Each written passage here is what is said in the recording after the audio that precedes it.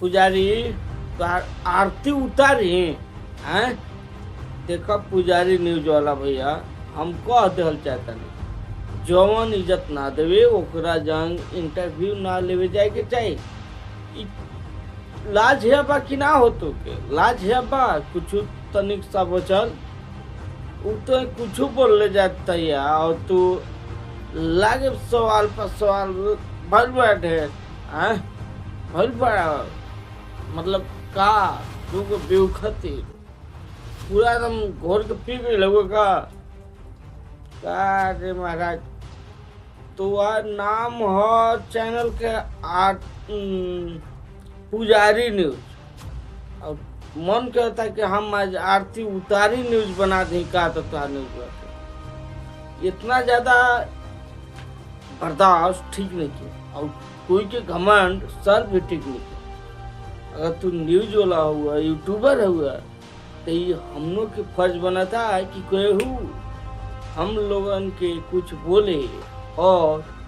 News वालन के कुछ बोले तो एक पे कुछ शब्द बोलल जाओ। तो जब तोरा से किरण सिंह अशब्द भाषा के प्रयोग करता तो चैनल पे आके अशब्द भाषा के प्रयोग करता तो रोक ना सकता रहो ओखरे तू परोसा तारा ये से तू का दिखावल चाहता रहा पूरा त्योहार हम पुजारी के आरती उतारते हम सही कहता नहीं। ये हमारा आखिरी चेतावनी है और सच में कहता नहीं कि आज के बाद ऐसा नहीं केहू भी ध्यान देता केहू भी अशब्द बोलता चैनल में आके तो चढ़ेबे मत कर जा दिखेबे मत कर जा ओके जंग जेबे मत कर जा। अरे यार अपना भी कुछ रखो कुछ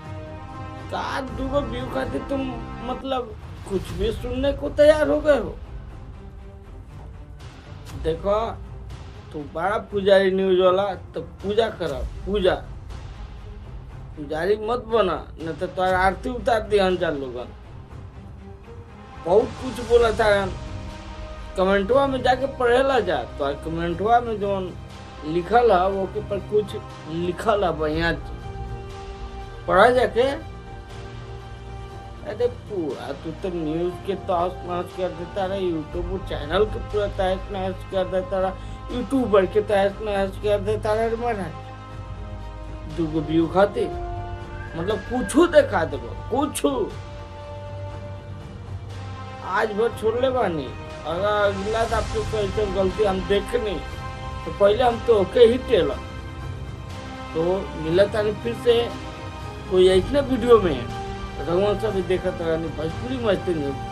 हम राहुल तब तक लिए धन्यवाद।